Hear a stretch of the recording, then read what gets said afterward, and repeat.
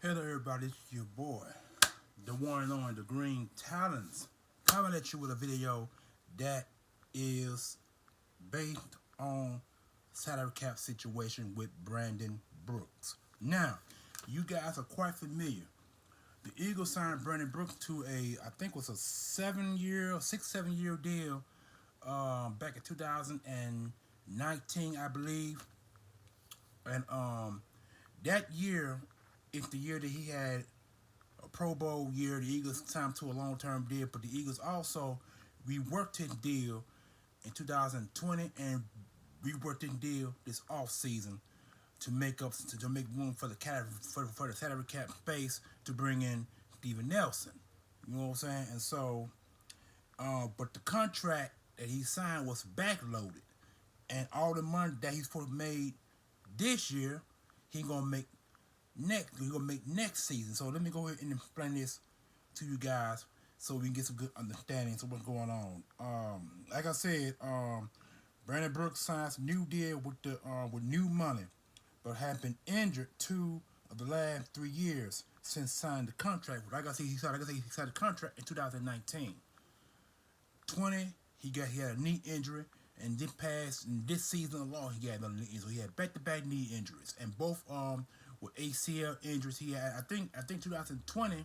I think he had a left knee injury, and this year he had a right knee injury. Both injuries were ACL, but the injury he suffered this year was a non-contact injury.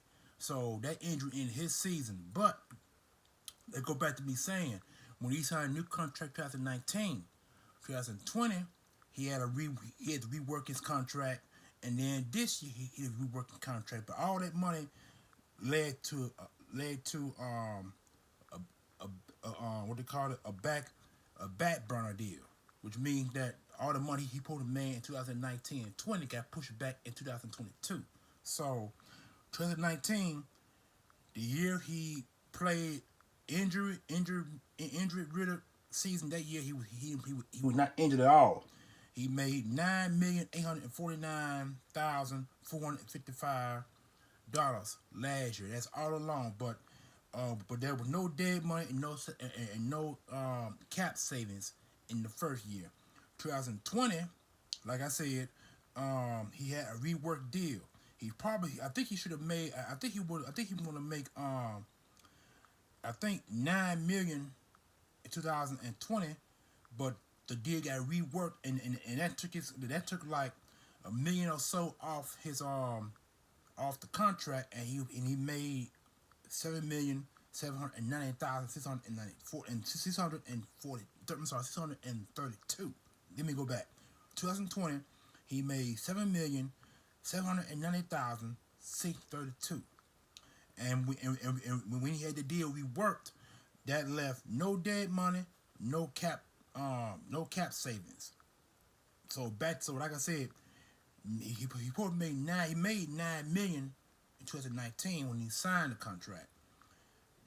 Last year he was supposed to made I think 10 million or maybe 11 million, but he reworked the contract, and that gave him a less amount of money, which he made 7,790,632. In both those years, there was no dead money, no cap space. And then this year, 2021, he's supposed to have made 7,014,235. Then now here's where the dead money comes in at. The dead money is 7,014,532, and the cap savings was $300,000. See what I'm saying? So if you look at it, if you take out the seven that he's supposed, like I said, he's supposed to make 10 million in 2020 and 2021. I think he's gonna make somewhere close to 4 million add to that 7 million. So 10 million, 14 million. There you go. So like I said, the 7.14 million. I'm sorry, 7,014,535, and a cap saving for 300,000. That's when he redid his contract. But now, next year, 2022, he finna have a major major cap hit. He finna make 19,439,235, and that also includes the 5,939,235, and the cap savings, whoo, pretty high. I just mentioned 300,000 to you guys, but now it just went to 13,500,000. You know what I'm saying? So that's your dead cap money right there. So the 5 million and the 13 million, if you combine both totals together, you get to 19,439,439. Both the dead money and the cap savings combined the 19,439,235. But if the Eagles were to trade him, they're gonna save somewhere close to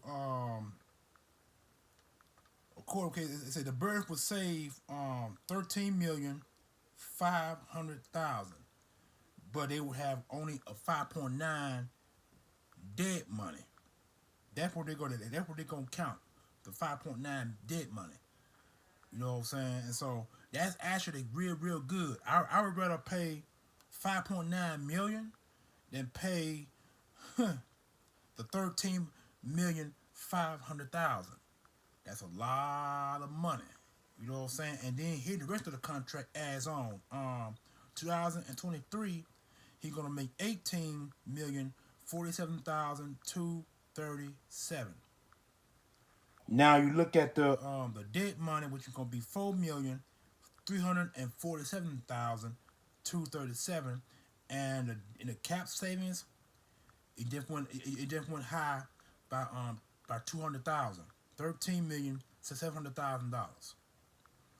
Now the 6th year of that contract, which is gonna be 19,065. I'm sorry, $19,065,000. And there's no digits behind the 65. And now you look at the dead money, which would be 3,565,000, and you combine it with the 15,500,000. Both the dead money and your cap savings add up to the 19 million. Whew. And then the last year of that contract, which is a blessing because it drops after he done made all the money between 2022 2024. He would have made all that money add up, and now the 225 in 2025, that's at 4 years from now, he would have made 1,885,000. And the dead money rather, is 1,885,000. There's no cap savings after that.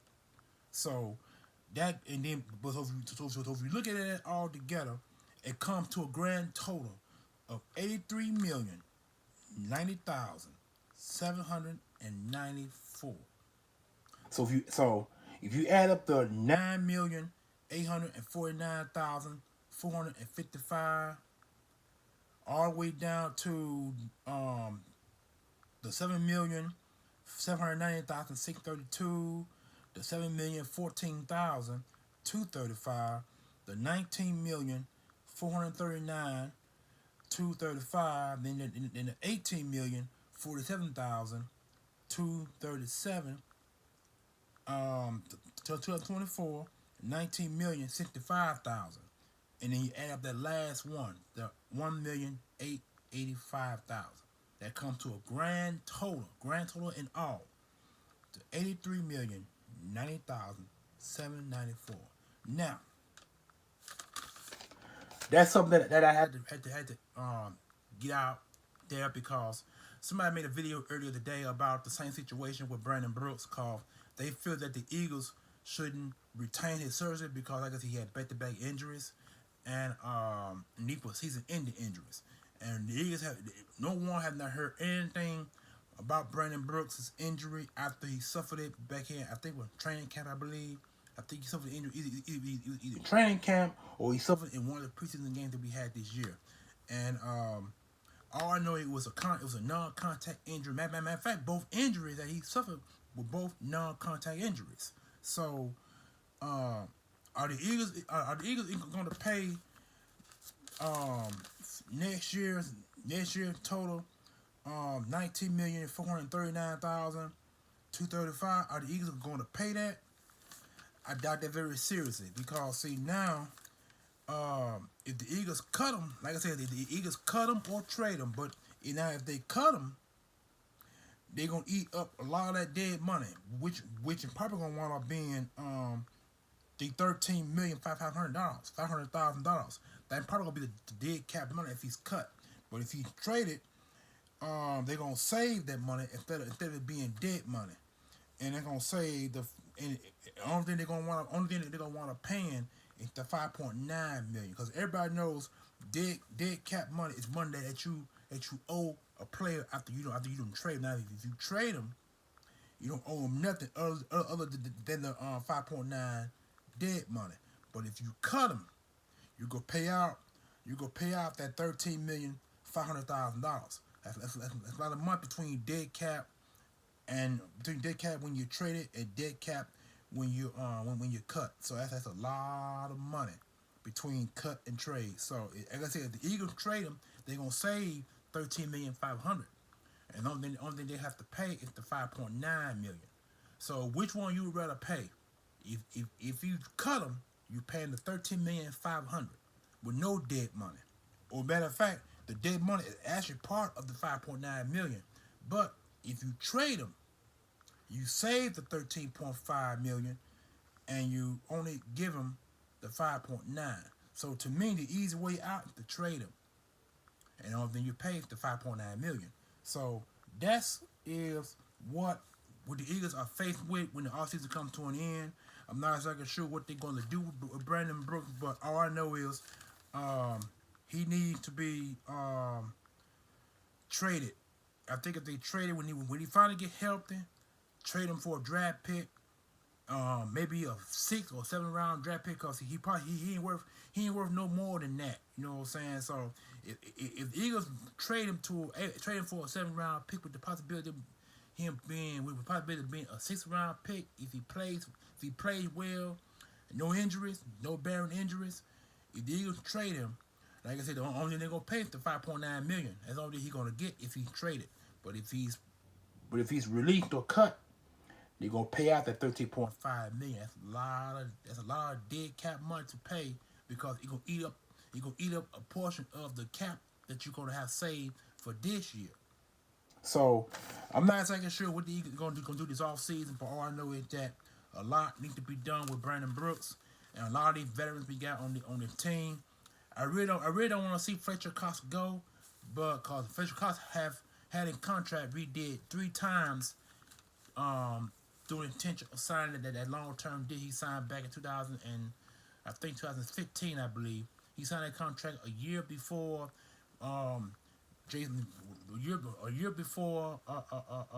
came to the league, became the Eagles head coach. So, but those years he played very well, and so a lot of people wonder about Fletcher Cox. They wonder, is he slowing down, or is it the defensive scheme that Jonathan Gannon is promoting? You know what I'm saying? So no one really knows the idea with Fletcher Cox, but all I know is he ain't gonna take he will not be taking another contract reduction after this season comes to an end, because if you do, they're gonna lower his standards. Because see, right now Fletcher Cox had a contract redone twice, so it wouldn't surprise me none if he has a BackBurner deal as well, because he gonna have a high cap number like Brandon Brooks. The only thing different between the two is Fletcher Cox had never had a season-ending injury. He has had injuries that kept him out of games, but he never had a season-ending injury. So that's a plus for Fletcher Cox.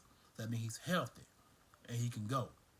So if the Eagles wind up drafting a defensive tackle in next year's draft, which is probably expected with one of their 3 one of the three of the first round pick they got in next year's draft. I would prefer that they get that 6'6" defensive tackle from Georgia. That guy is a space eater, and he has the ability to rush the passer and get sacks. The guy is heavy. Like I say, he's 6'6". He between 290 to 300 pounds, but he has some initial quickness to rush the middle. The guy is a bona fide starter. The Eagles might be looking at him with one of their draft picks, cause if they let Fletcher Cox go this offseason or trade him this offseason, the Eagles are going after a young defensive tackle in next year's draft. Ain't no ifs, ands, and buts about that. So that's what the Eagles are working with in next year's draft, because in next offseason, when this season comes to an end, the Eagles got to figure out what they're going to do with Brandon Brooks. They got to figure out what they're going to do with Fletcher Cox, because those are only two guys with the most expensive contracts in the NFL at the time. You know what I'm saying? So if you go back and look at all the other players' contracts, the only guy with the highest contract is Fletcher Cox right now. Brandon Brooks had the second highest contract on the Philadelphia Eagles as we currently speak. Fletcher Cox is a $100 million man. But Brandon Brooks is 84 million man. If you think about it, 84 million, because if you want at 90 to the nearest 100, so you can say 100,000 if you wind at 90 to the nearest 10. You know what I'm saying? So those are your two guys that make the highest contracts right now on the Eagles team. Then you got to figure out what they're going to do with both of these guys, because they both have high-end contracts. Both of them do. And like I said, Fletcher Cox had a contract we did three times since the Eagles signed to that new deal. 3 times. And Brandon Brooks had his deal done twice. That was the year before and this year before the injury.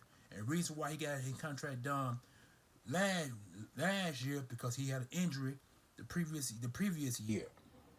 And so this year alone, they redid it because, like I said, the injury. He had back-to-back injuries. Injury this year, injury last year.